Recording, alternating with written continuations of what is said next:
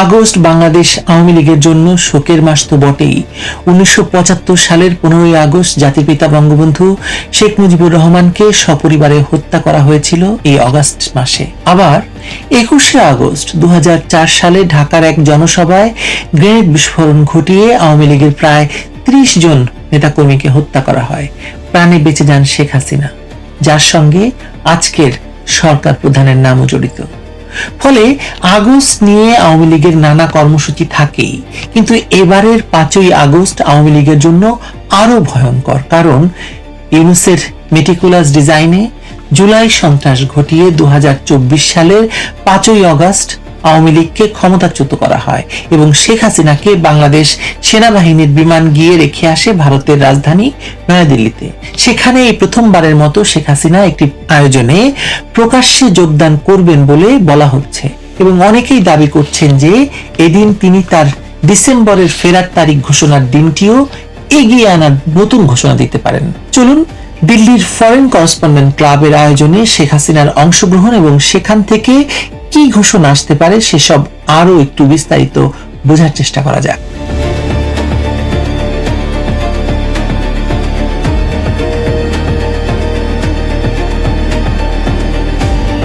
বাংলাদেশে শেখ হাসিনা ঝড় যেন থামছেই না, বরং যতদিন যাচ্ছে এই ঝড় আরো রাজনৈতিক বাস্তবতায় পরিণত হচ্ছে।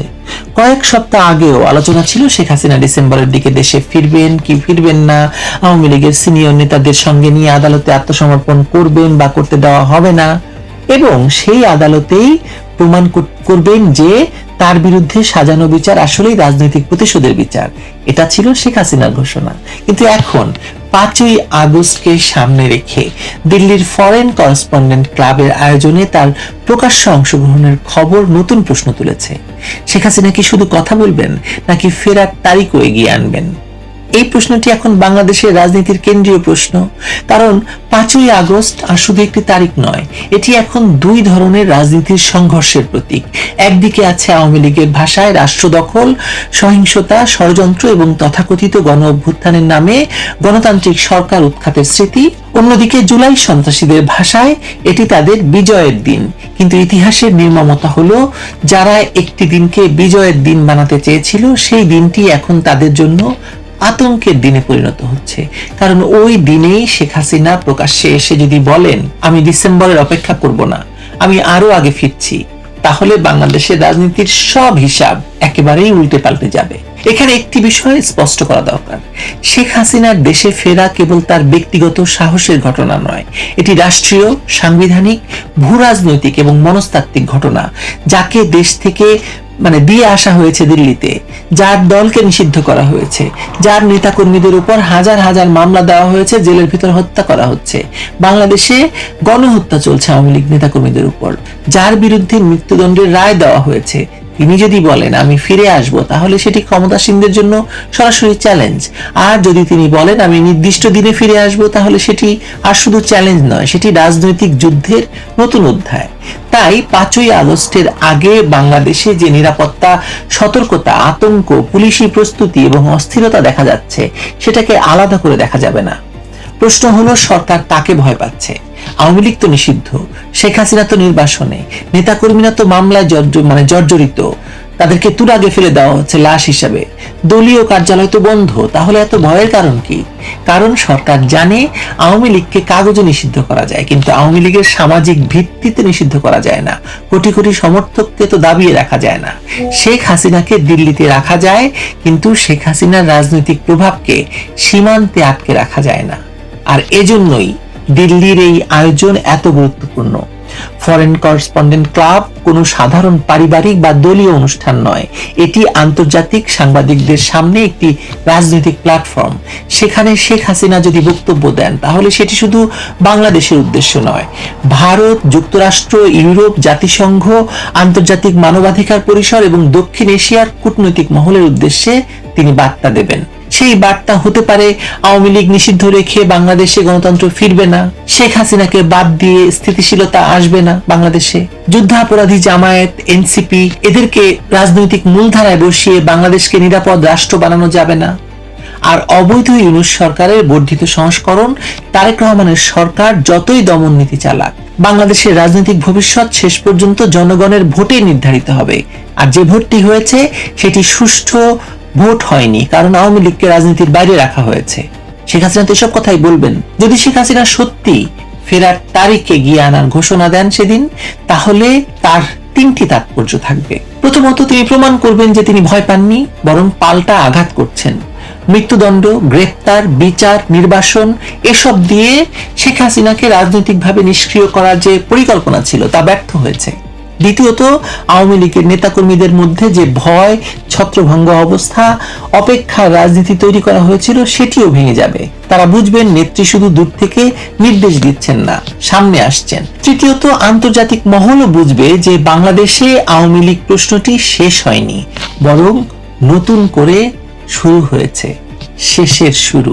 এখানেই সবচেয়ে বড় বিপদে পড়ছে কারা? বাংলাদেশের মার্কিন লবিস্ট গোষ্ঠী, জামায়াতপন্থী আন্তর্জাতিক নেটওয়ার্ক এবং দেশীয় ক্ষমতালোভী গোষ্ঠী এবং তারেক রহমানের সরকার। সবাই ভেবেছিল যে 5ই আগস্টের পর ইতিহাস নতুন করে লেখা হবে, বঙ্গবন্ধুকে সরিয়ে ফেলা যাবে, জয় বাংলা নিশ্চিহ্ন হয়ে যাবে, 7ই মার্চ সরিয়ে ফেলা যাবে, আওয়ামী লীগকে নিষিদ্ধ করা যাবে, শেখ হাসিনাকে মৃত্যুদণ্ড দিয়ে নির্বাসনে আটকে রাখা যাবে। কিন্তু শেখ হাসিনা এখন সেই পুরো প্রজেক্টের সামনে দাঁড়িয়ে বলছেন আমি ফিরছি। আর সেই এক বাক্যে তাদের 2 বছরের বিনিয়োগ, প্রচারণা, লবিং, কূটনৈতিক চাল, মিডিয়া বয়ান, ফেসবুকে স্ট্যাটাস সব কেঁপে কেঁপে উঠছে এবং তারা আরো ভয়াবহ ভাবে দমন নিপীড়ন চালাচ্ছে। দেশে জারি করতে হচ্ছে জরুরি সতর্ক অবস্থা। ভাবুন একবার। আরেকটি বিষয় এখানে লক্ষণীয়, শেখ হাসিনা যদি ডিসেম্বর বলেন, সরকার কিছুটা আসলে সময় পায়, মামলা সাজানোর সময় পায়, আন্তর্জাতিক যোগাযোগ করার সময় পায়, ভারতের সঙ্গে দর কষাকষির সময় পায়, আওয়ামী লীগকে আরো দুর্বল করার সময় পায়। কিন্তু তিনি যদি ফেরার সময় এগিয়ে আনেন, তাহলে সরকারকে দ্রুত সিদ্ধান্ত নিতে হবে। তাকে আটকালে কোথায় রাখবে? আদালতে তুলবে। আদালতে তুললে বিশ্ব মাধ্যমের সামনে এই বিচার কতটা গ্রহণযোগ্য থাকবে? আর যদি তাকে ফিরতে না দেয়, তাহলে কি সরকার নিজেই প্রমাণ করবে যে সে রাজনৈতিক প্রতিপক্ষকে দেশে ঢুকতে দিতে ভয় পাচ্ছে? গাড়াকলটা বোঝার চেষ্টা করেন সরকারের। এ কারণেই শেখ হাসিনার সম্ভাব্য ঘোষণা তারেক রহমান সরকারের জন্য ভয়াবহ রাজনৈতিক পরীক্ষা। তারা এতদিন বলছে আইন চলবে, কিন্তু আইন কি সবার জন্য নাকি শুধু আওয়ামী লীগের জন্য? তারা বলছে জনগণ জুলাই বিপ্লবকে সমর্থন করছে, তাহলে শেখ হাসিনা দেশে ফিরে জনগণের সামনে দাঁড়াতে চাইলে ভয় কিসের? তারা বলছে আওয়ামী লীগ শেষ, তাহলে নিষিদ্ধ আওয়ামী লীগের নেত্রীকে ঘিরে এত সতর্কতা কেন? এই প্রশ্নগুলোর কোনো সহজ উত্তর তাদের কাছে নেই। এটাই হচ্ছে বাস্তবতা। বাংলাদেশের মানুষ এখন তুলনা করছে। একদিকে শেখ হাসিনার আমলের উন্নয়ন, অবকাঠামো, বিদ্যুৎ, অর্থনৈতিক গতি, ক্রয় ক্ষমতা, আন্তর্জাতিক মর্যাদা, অন্যদিকে 5ই আগস্ট পরবর্তী বাংলাদেশের অনিশ্চয়তা, সহিংসতা, মব, সংখ্যালঘু আতঙ্ক, আইন শৃঙ্খলার ভাঙন, অর্থনীতির চাপ, মানুষের ক্রয় ক্ষমতা কমে যাওয়া আর জীবনের নিরাপত্তা শূন্যের কোঠায় নেমে আসা। আর জামায়াত, শিবির, এনসিপির ভয়ঙ্কর জঙ্গিবাদী দাপট মানুষ চোখে দেখে, মানুষ মনে রাখে। আর রাজনীতির সবচেয়ে বড় আদালত শেষ পর্যন্ত মানুষের জনগণের স্মৃতি। তাই 5ই আগস্ট দিল্লি থেকে শেখ হাসিনার বক্তব্য যদি আসে, সেটি শুধু একটি বক্তৃতা হবে না, সেটি হবে পাল্টা রাজনৈতিক অভ্যুত্থানের সূচনা। বন্দুক ছাড়া, মব ছাড়া, সন্ত্রাস ছাড়া শুধু রাজনৈতিক ঘোষণা দিয়ে কি করা যায় শেখ হাসিনা তা প্রমাণ করে দিয়েছেন ইতিমধ্যেই। তার কণ্ঠেই হয়তো আওয়ামী লীগের নেতাকর্মীরা শুনবে, সংগঠিত হও, ভয় পেও না, আমি ফিরছি। আর তার বিরোধীরা শুনবে কি? খেলা শেষ হয়নি, খেলা শুরু মাত্র। ফেরার তারিখ তিনি এগিয়ে আনবেন কি আনবেন না সেটি আমি এখন আপনাদেরকে বলছি না, কিন্তু এই আলোচনা শুরু হওয়াটাই প্রমাণ করে যে শেখ হাসিনা আবার বাংলাদেশের রাজনীতির কেন্দ্রে।